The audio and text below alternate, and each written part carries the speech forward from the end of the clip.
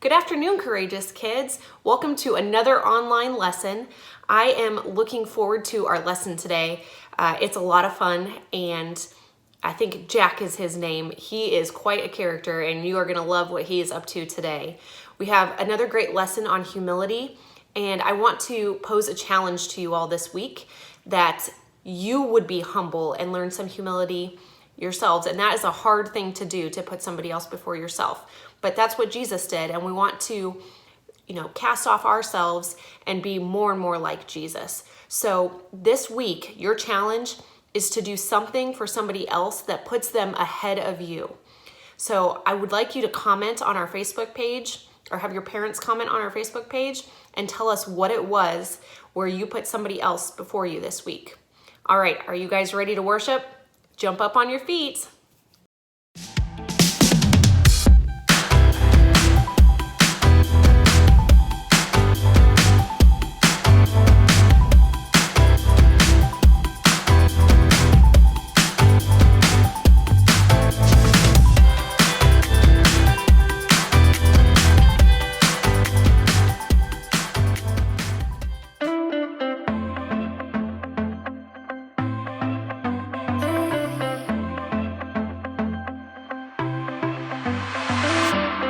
Everywhere that I go, you're there with me.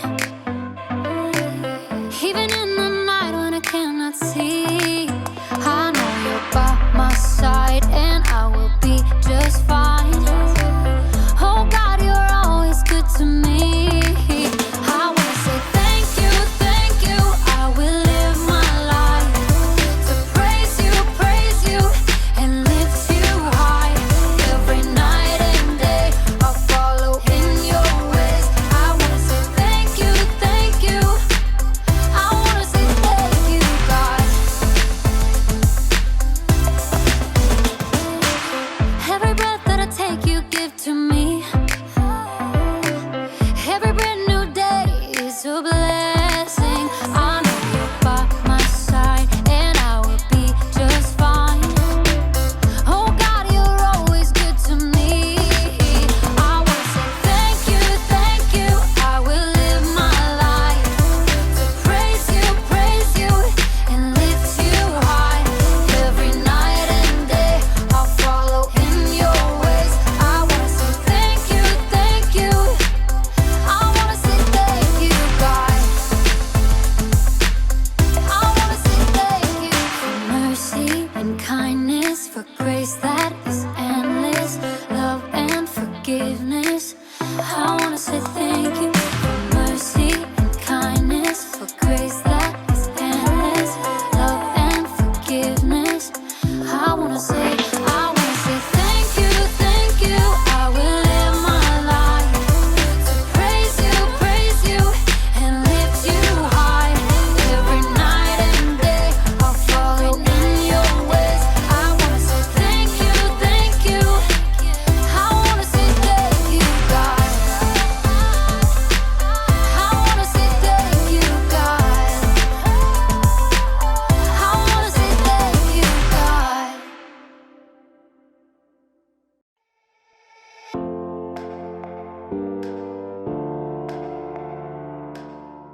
Hey everybody! I'm Jake. I'm really sorry if I look or sound funny today. My shirt's really tight, and I'm afraid if I breathe out, I'll pop a button. I gotta breathe! Today, I'm gonna talk to you about humility. Humility is putting others first by giving up what you think you deserve. One of the ways I like to put others first. So you're probably thinking that the smart thing to do would be to change shirts. Well, I already tried that, but none of my shirts fit today, or any of my clothes. At first I thought maybe I had gained a little weight. I mean, I have been eating a lot of mustard-filled donuts lately, but even my shoes don't fit, and I don't think I gained any weight in my feet. Almost got it, almost. Or my head. I don't know what's happening right now. Wait a second. I bet one of my friends is playing another April Fool's Month surprise on me. They switched all my clothes with smaller versions of my clothes. Man, that's elaborate. I gotta do something now. That's the rules of April Fool's Month. Somebody does something to me, I've gotta do something back. Something big. Something that's never been done before. I'll put a bucket of confetti over the door. So whoever walks through will get a bucket of confetti all over them. Yeah, Jake, you're a genius. Nope. Easy, boy. So, today's story is about how we should treat people like they're more important than we are. I can't wait to try that after I prove to everyone that I'm the best at April Fool's Month surprises. Yeah! Oh.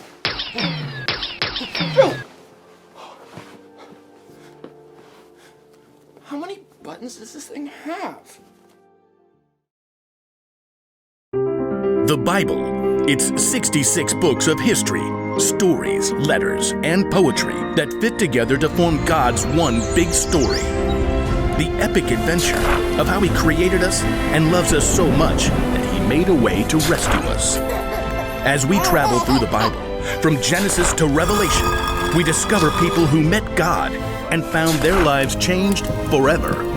And now for an amazing story, inspired by the book of Philippians, chapter 2, verses 3 through 8. Jesus' life and death and resurrection changed the way everything works. It changed how we view others and how we treat them. One of Jesus' followers, a man named Paul, wrote about it in a letter to believers in Philippi. Don't do anything only to get ahead. Instead, be humble. Value others more than yourselves. As you deal with one another, you should think and act as Jesus did. Jesus was equal with God, but Jesus didn't take advantage of that fact. Instead, He made Himself nothing.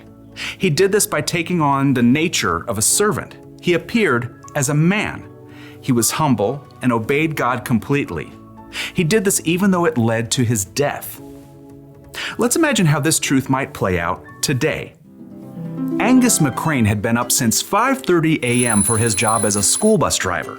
After 3 morning routes, he skipped lunch to clean out throw up and a spilled soda from the back of his bus. Yuck.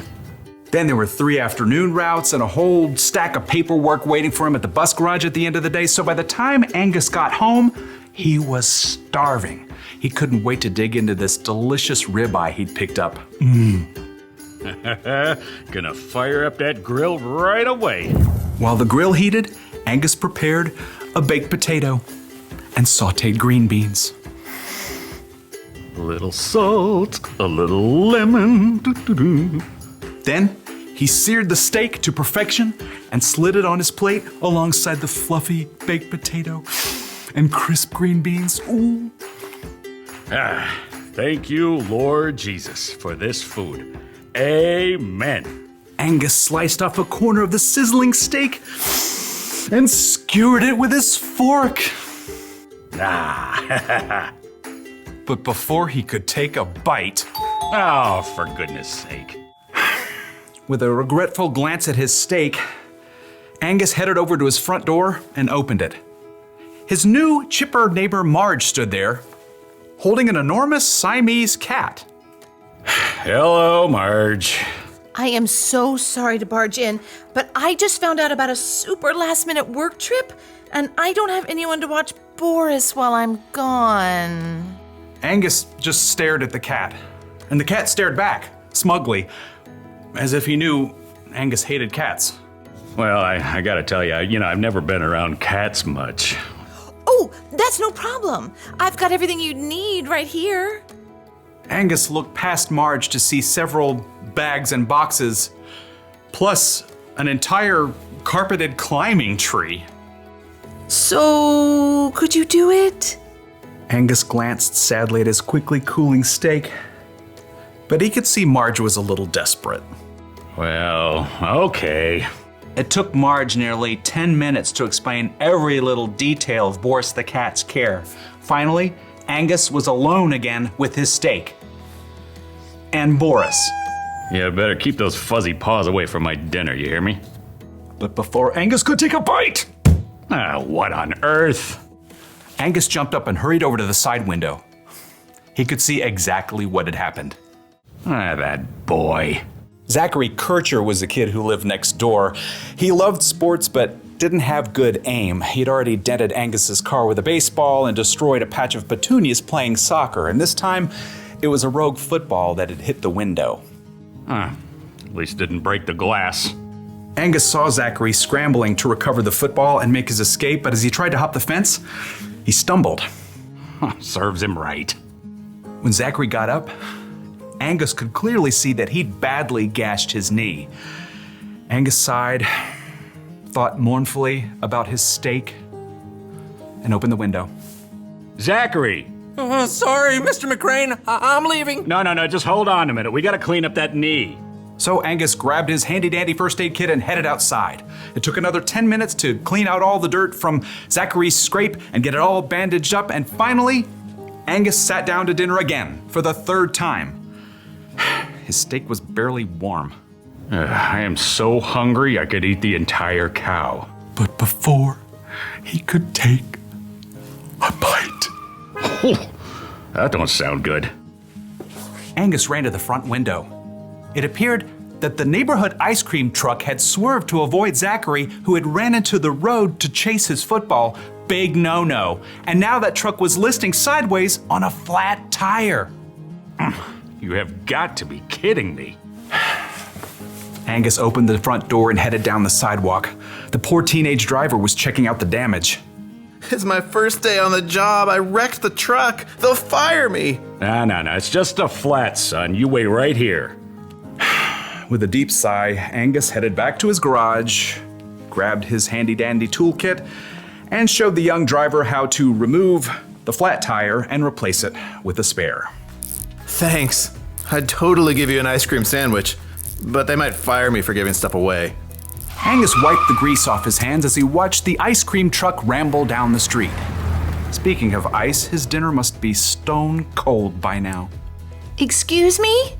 Angus jumped a mile to see Marge standing behind him. She was wearing oven mitts and holding a hot apple pie. Steam seeped from the cracks. I can't eat this since I've got to leave.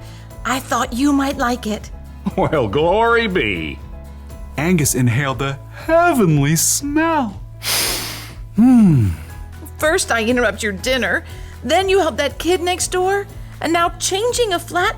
You sure put others first. I don't generally feel like doing it, but thank you. Angus happily accepted the apple pie. This time he would be putting dessert first while his dinner reheated in the oven. Now, it would have been a lot easier for Angus to just eat dinner and ignore the people around him who needed help, but little by little, God was helping him serve others, just like Jesus did.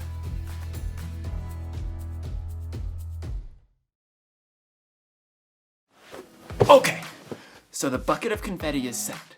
As soon as someone walks through the door, the bucket will fall and they'll get covered in confetti. But let me think for a second, because something doesn't quite fit right. I'm supposed to think and act like Jesus did when he was here. Well, how did he think and act? Jesus is like God's only son, but instead of staying in some big heavenly castle, he came here as a baby and then grew up serving people, helping people who are sick, teaching people who wanted to learn. Then he died for us and came back to life. So, how did Jesus think? He thought that people mattered a whole lot. And how did he act? He loved and served and gave up everything for people. Gave up what he deserved for me. And you know the rules. Somebody does something for me, I've got to do something back. So I took the confetti myself, so no one else would have to. I mean, it's not even a big deal. I like confetti. And these aren't even my clothes. Ugh. Sometimes putting others first gets a little messy. But you know what? That's okay. You don't put others first because it's easy. You should put others first because that's what Jesus did for you. That's the one thing I learned today. Put others first because Jesus put you first. I'm gonna say that over and over again so I'll remember. Put others first, cause Jesus put you first. Put others first, cause Jesus put you first. Love others, cause Jesus loved others. Like your family, your friends, your brothers, your sisters, your mother, your gardener. Put others first, cause Jesus put you first. Man, I feel like brand new. It's like putting on a fresh pair of clothes. Except clothes that actually fit. Ugh. I'm gonna need to change. I am getting confetti in my lungs. See you next time!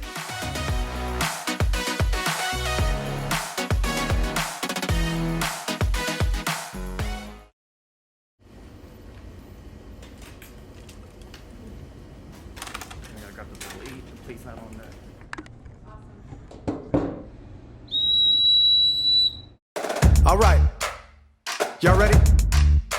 Here we go.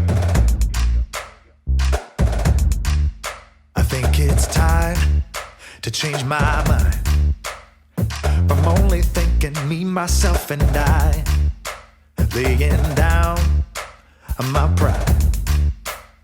Gonna put somebody else at number one this time. Don't wanna be in a world where it's all about me. I'll take second to whoever is around me. I'm giving up my number one position. So we all belong at number one together. Laying down myself, shine the light on someone else. I'm giving it all for you. 'Cause we all belong at number one together.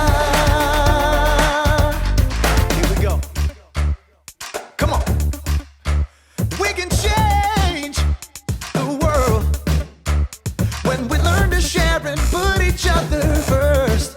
So I put aside myself, making less of me and more of someone else. Don't wanna be in a world where it's all about me. I'll take second to whoever is around me. I'm giving up my number one position. So we all belong at number one together. Laying down myself, shine the light on someone else. I'm giving it all for you. 'Cause we all belong at number one together. Humility is less of me, giving more for anyone around me. Humility is less of me, giving more for anyone around me. Humility is less of me, giving more for anyone around me. Humility is less of me, giving more for anyone around me. I'm giving up my number one position. So we all belong at number one together. Laying down myself, shine the light on someone else. I'm giving it all for you. 'Cause we all belong at number one together. 'Cause we all belong at number one together.